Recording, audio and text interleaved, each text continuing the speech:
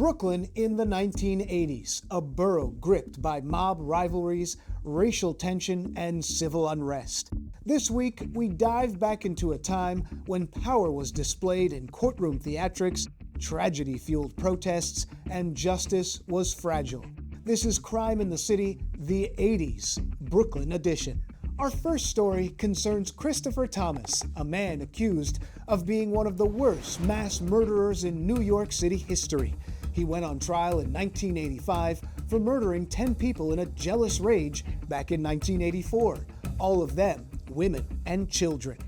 He is accused, that is, of being the worst mass murderer in New York City history. Christopher Thomas went on trial today for the 1984 Palm Sunday Massacre. In that rampage, 2 women and 8 children were shot to death in Brooklyn. Bob O'Brien reports. The scene inside the first-floor flat at 1080 Liberty Avenue was compared to something one would find in a wax museum. 7 of the murder victims, all shot in the head at close range, were sitting up in living room chairs as though they were still watching the television, which had been left on after the massacre. The only survivor was an 11-month-old baby who was found in that living room, covered with blood and crying. The owner of the building, Enrique Bermudez, was the father of 2 of the slain children. Detectives said Bermudez had been involved in drug deals with the man who was later charged with the 10 murders. 2 months after the killings, 34-year-old Christopher Thomas was arrested. Police said Thomas had killed the 10 people in a jealous rage because he thought his ex-wife was having an affair with Bermudez. When Bermudez discovered the bodies, he first ran to the bakery next door, owned by Carmen Rossi. In court today, Rossi was the first witness to testify in the trial of Christopher Thomas, who faces life in prison if he's convicted. Earlier this week at a pretrial hearing, a jailhouse informer named Jeffrey Ford testified that Thomas had admitted to him that he killed the 2 women, but insisted an accomplice named Lenny had shot the children. Today, Thomas's attorney, Martin Schmuckler, told the jury Ford was a long-time police informer who hoped to trade information on Thomas for his release from jail on an armed robbery conviction. 75th Precinct police officer Kenneth Landgrover and his partner were the first police to arrive at the murder scene. In court, Officer Landgrover referred to a diagram of the apartment as he recounted finding body after body as he went from room to room. Landgrover, too, described a gory scene in which most of the victims seemed relaxed, as though they were very familiar with the killer. The cop said one woman was still holding a spoonful of pudding in her hand, as though she'd been frozen in the act of feeding a child. Assistant District Attorney Christopher Ulrich said Thomas and Bermudez were partners in cocaine sales, that Thomas was having money troubles, and blamed Bermudez for problems he was having with his wife. Outside the courtroom, defense attorney Schmuckler told me there is not enough evidence to show Thomas participated in the massacre, or even that one person did all the killing. Attorney Schmuckler said, quote, "The only way one person could have done this is to have had a fiendish lunatic armed with a machine gun." The DA says Thomas did all the killing himself with 2 handguns. In January 2018, Thomas was paroled from prison after being incarcerated for nearly 34 years. We now go to September 25th, 1986, when a defense attorney literally took the prosecution evidence in court and tossed it in a trash can during a mob takedown. On trial was John Gotti, the leader of the Gambino mob family, who appeared in court after 20 years of violent, organized crime. After 6 months of delays and 6 weeks of jury selection, opening arguments were heard today in the racketeering trial of reputed mob boss John Gotti and 6 other men. Bob O'Brien was at Brooklyn Criminal Court for the proceedings. Unlike his brother John, Eugene Gotti has been a free man during the last 4 months while the trial was delayed. Federal Judge Eugene Nickerson ordered John Gotti held in a federal lockup in downtown Manhattan after Nickerson became convinced that Gotti had intimidated a Queens man who was accusing Gotti of robbery and assault earlier this year. Those charges against Gotti were dropped when the man refused to identify the reputed boss of the Gambino crime family. The existence of such a crime family is the centerpiece of the government's case against the 7 defendants, all said to have been part of a criminal enterprise that pulled off a variety of misdeeds, ranging from gambling to murder during the years 1967 through 1984. One of the defense attorneys, Barry Slotnick, feels it may take some time to convince the jury the government is wrong. Hopefully we'll get a fair trial. The evidence will mitigate against conviction, and we can finish it in 6 to 8 weeks.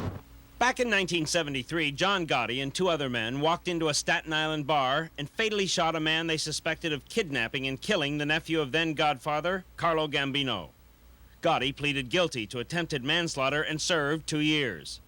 In court today, Assistant U.S. Attorney Diane Jacquelone began her opening statement by telling the jurors Gotti helped in the rub-out because of his ambition to advance himself in the Gambino crime family.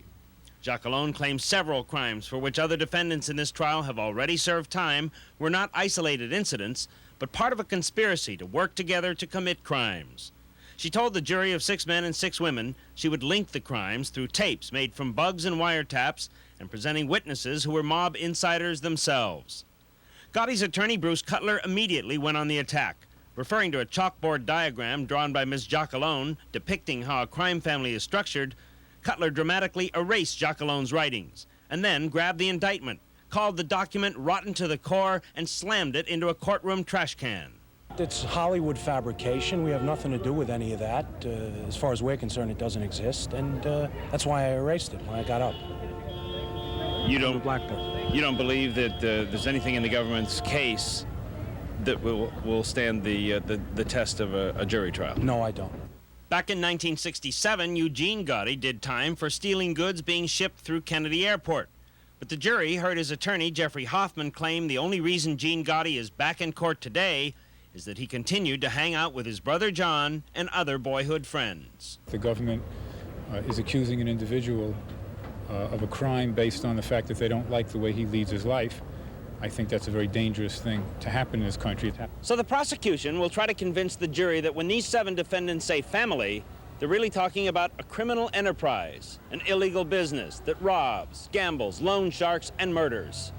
The defense will try to convince the jurors that the government's case and the federal racketeering statute under which these indictments were drawn are downright un-American. Judge Nickerson's advice to the jurors: keep an open mind. You have several weeks of evidence and arguments to digest before you have to decide anything. From Brooklyn Federal Court, Bob O'Brien, Channel 5 News. And the Gotti case will be back in court on Monday. On March 13, 1987, Gotti and his co-defendants were acquitted of all charges. Gotti was eventually convicted on April 2, 1992 on murder charges. He died while incarcerated on June 10, 2002. Our next story takes place in Crown Heights, Brooklyn, where in the spring of 1987, the 77th Precinct betrayed its community. After an officer of the precinct cooperated with investigators to take down the operation, it was found that at least 13 officials collaborated in selling drugs out of the NYPD office. The first of 13 cops charged in the scandal at the 77th Precinct went on trial today in State Supreme Court in Brooklyn. The outcome of that trial is up to the jury, but in the 77th Precinct, where residents had turned against the police because of the scandal, Pablo Guzman found that things have changed. The Crown Heights section of Brooklyn, one of the largest and busiest precincts in the city. Last year, officers from this precinct, the 7-7, responded to over 65,000 calls. And also last year, most of the precinct, the neighborhood, and the city were stunned when it was learned that at least 13 cops may have been involved in selling drugs. I was surprised. I was quite surprised. I was shocked, actually, when it happened.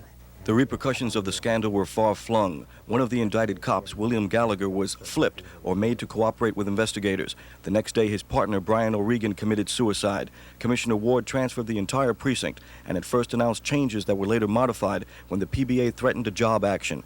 Enter into this picture Inspector Phil Sheridan, 23 years on the force. His job? Rebuild morale at a precinct no officer wanted to be assigned to and restore the confidence of the community.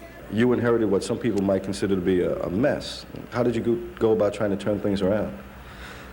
Well, I wouldn't call it a mess. I would call it a challenging assignment. And I see community as looking forward to a new relationship. The bottom line is people need cops. They need us. We have a commanding officer that goes out of his way to explain step by step his operation. The community must be convinced that this is not just a temporary thing. What happens is they see policemen on every corner. You're all over the place. We've never seen so many policemen. The district manager of Community Board 8 isn't alone in his regard of Inspector Sheridan and the changes that have been made at the 7-7. We are more at ease because we have been told by the, I call him our captain, He doesn't carry that title, though, but he says that he's going to do a good job, and we are willing to give them a chance. The scandal which rocked this precinct and this neighborhood left a deep wound, one which is far from healed. But it seems that both parties have come a long way towards ironing out their differences and trying to work as one. From the 77th Precinct in Crown Heights, Brooklyn, I'm Pablo Guzman, Channel 5 News. In 1989, the Bensonhurst community hosted one of the ugliest scenes in Brooklyn history after the murder of teenager Yusef Hawkins. Protesters took to the streets to find justice for the 16-year-old, where racial tensions soared after they were provoked by local onlookers. Good evening. It is hard to imagine an uglier scene than the one that was played out in Bensonhurst today. A group of mostly black marchers took their pain and anger over the murder of a black teenager back to where it all began, again. It was the fourth time they marched through the streets where 16-year-old Yusef Hawkins was killed. And again, there were taunts from the sidelines as spectators jeered the marchers. With details, that is, of today's protest, here's Jeff Weiser.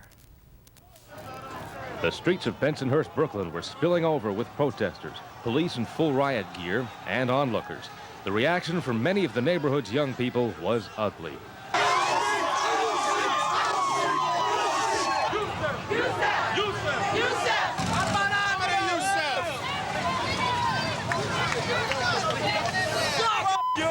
Black activists, led by the Reverend Al Sharpton, came to the white neighborhood where Yusef Hawkins was killed in an apparent racial attack more than a week ago.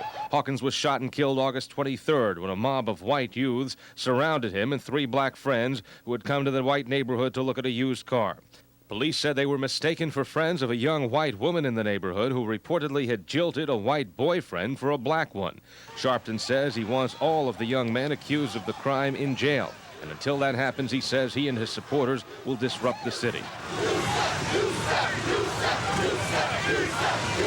They marched once, it was all right. You don't see us marching through Brownsville. You don't see us marching through Harlem when one of ours gets killed. This just is enough. It's an outrage. Emotions ran high on both sides. These young high school students came from Midwood High in Flatbush to take part. Why did you come here? To protest racial violence. All right. There's no reason why a 16-year-old boy should have been killed because he was black. Earlier at the Slave Theater in Bedford-Stuyvesant, Reverend Sharpton outlined plans to demonstrate at Bensonhurst's Italian Street Festival. They tell me they got an Italian festival going on. And I'm sure we're all invited.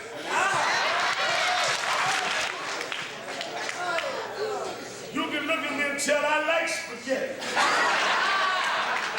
But protesters never made it to the feast of Santa Rosalia 2 blocks away because police rerouted the marchers as a precaution. Everyone is at risk if you go into an area and there is antagonism and there is hot grease and propane tanks, et cetera, and who knows what other instruments or weapons may be around. One march participant was Moses Stewart, the slain youth's father. It was amazing that these people had so much hatred for me, my son, Al Sharpton, and black people in general. My son didn't come here with this many people. Let's get that understood. He came here with his 3 buddies and he died. Now, if I wouldn't have came out here with this many people, I might not be leaving either. From what we've seen here, there is deep racial division in this city. And many residents of Bensonhurst say they want no part of the black protesters and what they represent. That's this week's Crime in the City.